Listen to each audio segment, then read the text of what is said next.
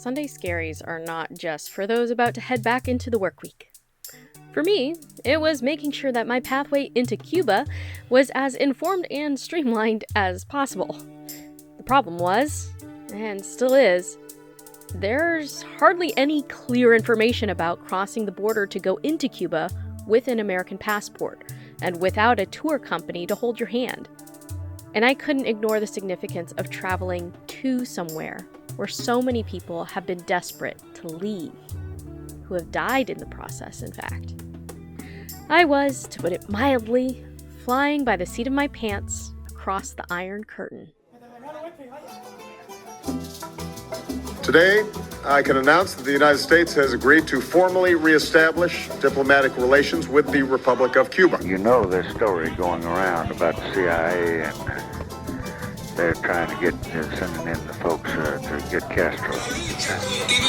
Cuba maintains close relations with Russia and China, providing these actors with influence platforms to foment an anti-American The Florida agenda. State Court has ruled on the case regarding temporary custody of Elián González.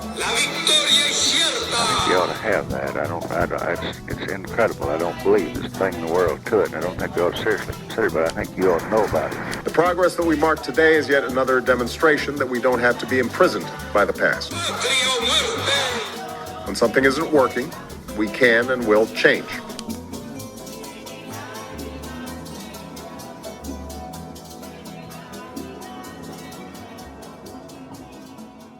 You know, not that long ago, borders weren't really a thing. Nation-states, as we understand them now, are a product of European political organization, aka colonization. Other continents and cultures and empires have had borders in their own sense, but the way we perceive borders now as incredibly solid and immobile and inherent is a product of European political philosophy. When political commentators talk about nationalism and state actors, non-state actors, they are talking about how nations recognize each other's borders and autonomy. The ability to freely move between states in the United States is a significant part of our law for that reason. I mean, the internet likes to joke that the US is just 50 countries in a trench coat, but that was kind of the whole premise that kicked off the world wars. Why am I giving this little mini lesson on political science? To better give a picture as to how this affects actual people who want to cross borders. Of course, there is how it affected me. I knew that if I wanted to enter and leave Cuba, and not be stuck at the Miami airport or worse, in a foreign country whose government is in a moderately tense relationship with the one that holds my passport, I had to get all my paperwork in line. My flight was leaving on Monday, and I was going to return on Friday. Over the weekend, I dug through as many travel blogs, comment sections, news articles, government web pages as I could to get a clear picture of what I needed to get together. Thankfully, my aunt, by marriage, was born in Cuba and was also planning a trip later that month. She had more recent experience on what was needed and actually directed me to one required form that did not show up on any of the other places I looked for. Thanks, Rosie. By Monday morning, for my early flight, I was ready to go. I printed copies of everything. Just for your awareness, this was my packing list. Walking around clothes, bathing suit, walking sandals, toiletries. My iPad, charger, and extra battery. Some shelf-stable food and tea. I was told that breakfast was difficult to get a hold of if it wasn't provided for you. You need a ticket, of course. I flew American Airlines connection in Miami, but I also know people who have flown United in Tampa. I can't confirm what the experience is like or if you can get a visa at the gate in Tampa. When you book your ticket, you will have to put in your reason for flying. Support of the Cuban people is the only thing you need to say to the Department of Treasury in most circumstances, to be honest. You need to fill out a form on a Cuban government website that describes your entry and exit. It is similar to the type of form you fill out at customs. You'll need travel insurance. I always print out copies of my passport. You need information about where you're staying. I rented a casa particulare on Airbnb, as well as 2 excursions on Airbnb. I also booked and paid for my ride from the airport to my Airbnb ahead of time. I printed out all of that info as well. I brought in cash as much as I needed to budget. I aimed for $100 per day, and I also made sure my Airbnb had a safe. I'll talk more about the money situation in another episode. The only thing I didn't have, that I was still unsure about and no one could give me a straight answer for, was the tourist visa. It's a pink piece of paper generated by the Cuban government, and it is more expensive than the regular green tourist visa given to people flying from anywhere except from the US. You can order them ahead of time, but I saw that they do issue them at the airport in Miami, and like I said, I only had a couple of days. It wasn't clear, though, whether I could buy the visa at the gate or if I would have to leave security and re-enter. So I prepared myself to hustle in and out if I needed to. That Monday morning, with everything as prepared as I could possibly be, I made my way out the door, said goodbye to my husband and 2 cats, and towards the first gatekeeper, the check-in desk. Because of course I couldn't just virtually check in when flying to Cuba, even when all I had was a carry-on. So there I was, nervous as hell, hoping I have all the information I needed, or else the flight attendant would possibly just turn me away before I could even set foot on a plane. I get called up to the desk, and when she asks me where my final destination is, I respond, Havana, Cuba. And her eyebrows shoot up. I present my case, a folder with all of the things that I just said printed. I relax a little bit when she laughs and says, I'm more prepared than she is. In fact, she had to look up all the things that were required. She didn't know the process offhand. That's how few people go to Cuba from DC, I guess. She hands me my ticket. Both tickets. One to Miami and the one to Havana. And I breathe a sigh of relief. One obstacle down, one more to go. Don't get me wrong, I know my particular travel stress is itself a privilege. I have a clean record. I even had a diplomatic passport when I was a teenager. I have global entry. I'm not on a no-fly list. I don't have a security clearance, so I'm not under any additional scrutiny either. And like I said before, I also recognize the privilege of holding a U.S. passport and being more free to move around than so many other people who are unable to even afford the visa to get into my country.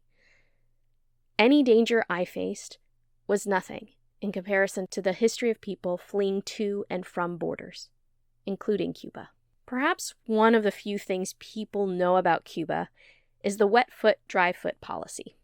The policy allowed Cuban nationals into the United States under a parole program if they stepped a single foot onto dry U.S. soil.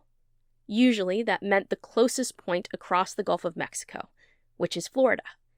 In more recent years, Cubans have risked the treacherous journey through Central America and Mexico to avoid being picked up by the Coast Guard and turned around.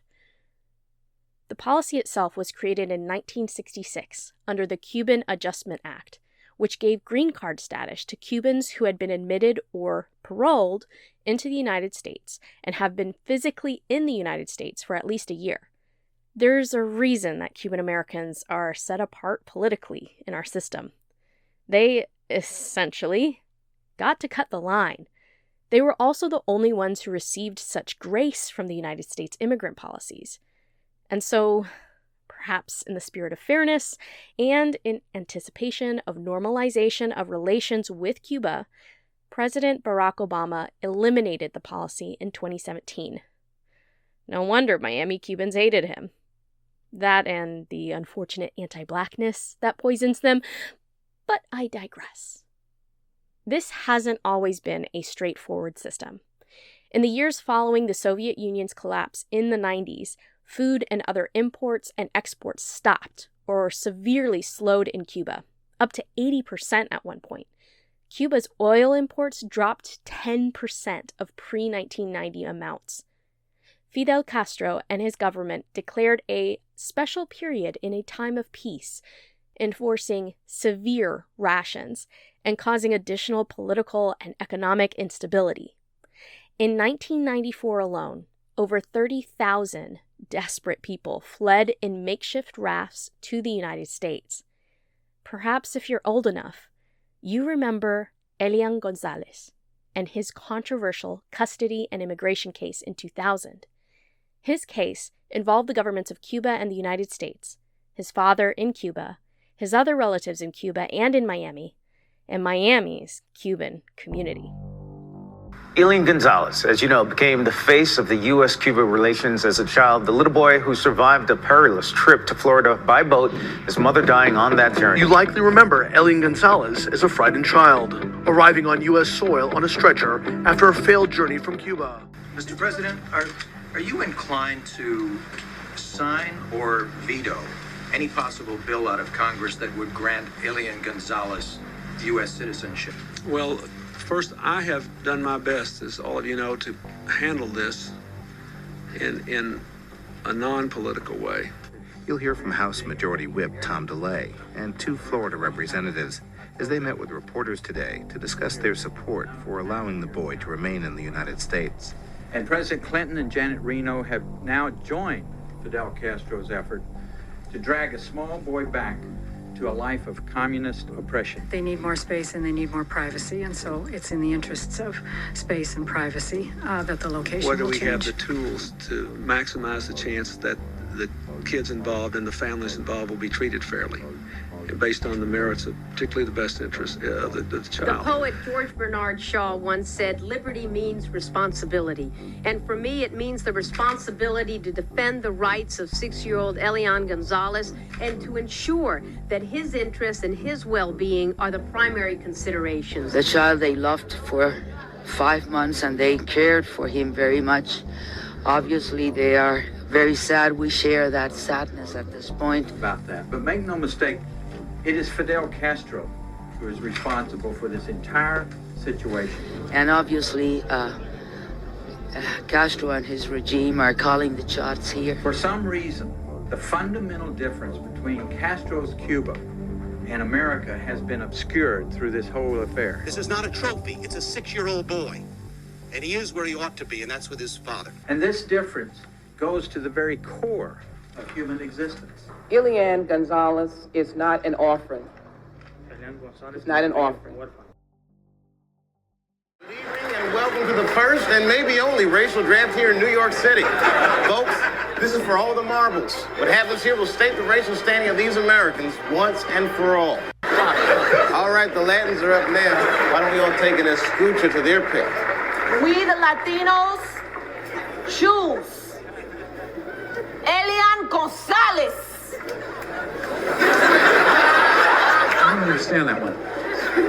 We wanted to do this before the white people tried to adopt him as one of their own. Again. In November 1999, Elizabeth Brontonzo Rodriguez and Lázaro Munero Garcia, her common-law husband, and her son, 5-year-old Elián, left Cardenas, Cuba, as a part of a group with 14 refugees on a 17-foot boat. However, the boat encountered a storm, in which the boat likely capsized and most of the occupants drowned, including Elizabeth and Lázaro. Elián was found in an inner tube, floating at sea 3 miles from Fort Lauderdale, Florida. 2 fishermen found Elián. Because technically the boy was found at sea and had not yet reached dry land, they were reluctant to give him to the Coast Guard, thinking Elián would be sent back to Cuba under the wet foot, dry foot policy. The Coast Guard assured them that Elián would be taken ashore for medical reasons, deeming him eligible to stay. Once he had been treated, the Immigration and Naturalization Service, INS, provided Elián with temporary deferral and released Elián to his great-uncle, Lázaro González, who lived with his family in Hialeah. However, Elián's father, Juan Miguel, met with Fidel Castro in the meantime, who sent a diplomatic note to the U.S. Department of State demanding for Elián's repatriation back to Cuba. As you can imagine, Elián suddenly became a symbol in the Miami Cuban community. I remember, as a kid, seeing the news about it. It was constant. My family was looking at updates, even when we lived abroad during the time. The message was very clear on the Miami Cuban end. Elián should remain in Miami, where he would have a better life, the life his mother gave up trying to give him. On the other side, There was the legal question about returning Elián to his father in Cuba. And of course, there was the political quagmire the Clinton administration faced with outrage from the Castro government, who were still struggling with the exodus of so many people. This was certainly a case that, in my opinion, despite the crying out for what was best for Elián, few people in power really cared about the child's well-being. He became a pawn in the bigger political fight. In April 2000, months after he landed in Miami, it was determined that Elián would be returned to his father's custody in Cuba. He was seized from the home of his Miami relatives in a raid by the INS. A photo was taken in that raid. And this is the image many remember of González, an armed U.S. agent taking the then 6-year-old from his Miami relatives. The incident ended in international custody drama. Fidel Castro pushed for González's return to Cuba. A stunning photo. The INS takes up most of the frame. He's covered in army green armor, pointing a huge automatic rifle. The agent's mouth is open in a shout, a demand, while shoving a door open. He's pointing the gun at a man in a plain green t-shirt who's holding Elián. The man is Donato Dalrymple, one of the 2 fishermen who had rescued Elián from the ocean. Elián's face is what wrenches your gut, though. It's pure, confused terror. A child crying out in fear. You only see Elián's face too. The rest of his body is held away from the armed INS agent, Donato trying to put an arm between Elián and the gun. This photo went on to win the 2001 Pulitzer Prize. The raid provoked outrage in Miami and across the United States. Get ready to get the boy. Get ready. They got the boy. They got the boy. They took the boy. They're getting the boy.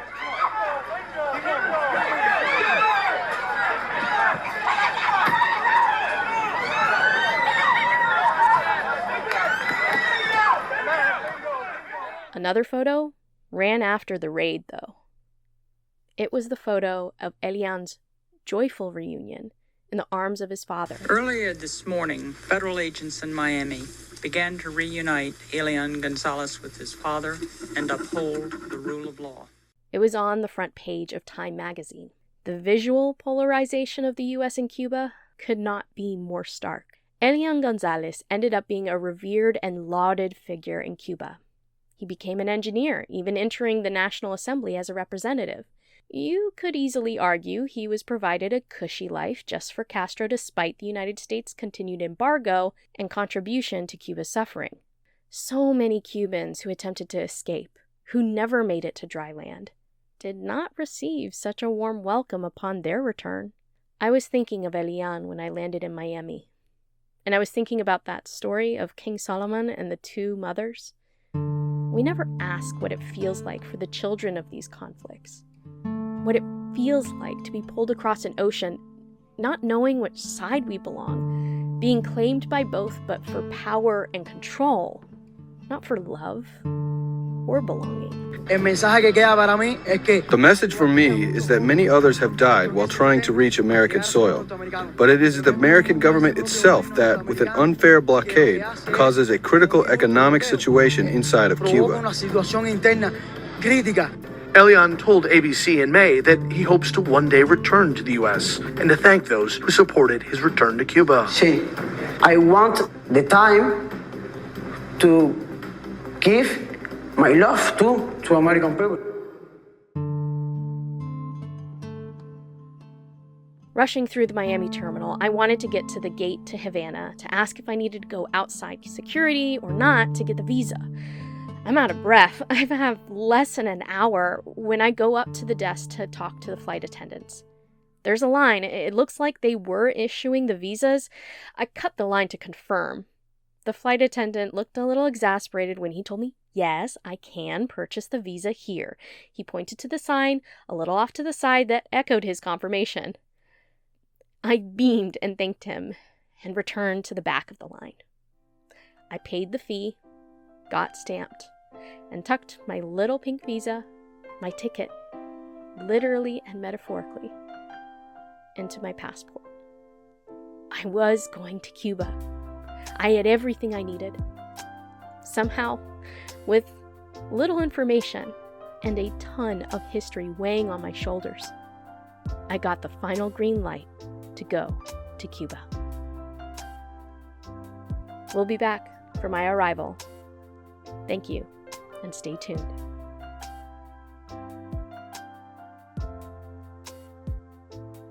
If you are enjoying this series, I would like to offer you a way to support me and my work on Once Upon a Time in Havana, as well as the upcoming Havana Syndrome. I'm going to be going to Memphis, Tennessee for a residency in Crosstown Arts. There I'll be producing the rest of Havana Syndrome as well as this podcast. However, because I'm going to be at this residency, I'm going to be wholly focused on production, and I could really use some support for some of the miscellaneous expenses that are not covered by the residency, mainly groceries and travel. If you'd like to support the show, please head over to havana-syndrome.net or havanasyndromepodcast.com. It goes to the same link. There you can find information about the Artist Fund that has opened up and that I'm hosting on Ko-fi. In any case, you can find the link there. I'd appreciate it. We're aiming to raise about $800, and we're about 23% of the way there. Thank you so much for listening. It's been a wonderful journey so far, and I can't wait to share the rest with you.